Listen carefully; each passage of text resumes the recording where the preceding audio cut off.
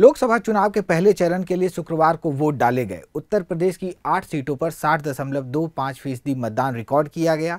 2019 लोकसभा चुनाव के पहले चरण के मतदान में यूपी में 8 सीटों पर 63.69% वोटिंग हुई थी, जबकि साल 2014 में 65.74% वोटिंग दर्ज की गई थी। विशेषज्ञों की माने तो 2009 के मुकाबले 2014 में इन सीटों पर मतदान में काफी उछाल देखा गया था, जो कि बदलाव का संकेत लेकर आया था। एक अकेला हिंदुस्तान को बचाने वाला चुनाव है। अटकलों का दौर शुरू हो गया है कि 2024 में इन सीटों पर वोटिंग में आई भारी गिरावट किसी बदलाव का संकेत तो नहीं।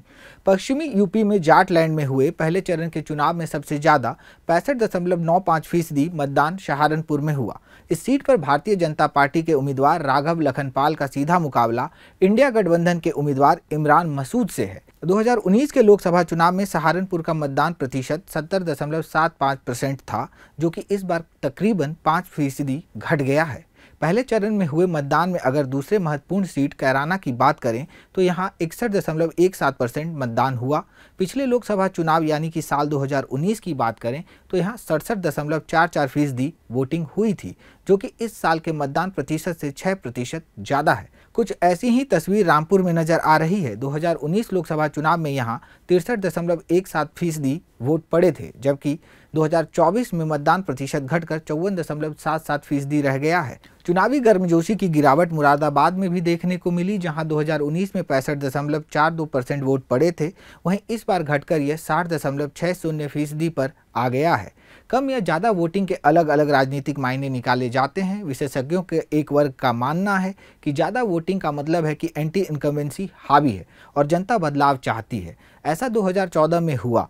ऐसे में यूपी के पहले चरण में वोटिंग प्रतिशत में आई कमी बीजेपी के पक्ष में जाती हुई दिख रही है। हालांकि विशेषज्ञ यहां पर यह भी कहते हैं कि वोटिंग प्रतिशत में आई भारी गिरावट भी सत्ता पक्ष के लिए मुश्किलें पैदा कर सकता है।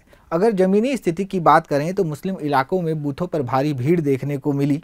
अगर ऐसे में सहारनपुर, कैराना, मुजफ्फरनगर, पीलीभीत और मुरादाबाद जैसी सीटों पर अल्पसंख्यक वोटों का ध्रुवीकरण होता है तो विपक्ष की स्थिति मजबूत रहेगी। विपक्ष द्वारा यूपी की 8 लोकसभा सीटों पर पहले चरण में हुए चुनाव को प्रभावित करने के आरोपों के बीच बिना किसी हिंसा या बड़ी घटना के मतदान संपन्न हुए।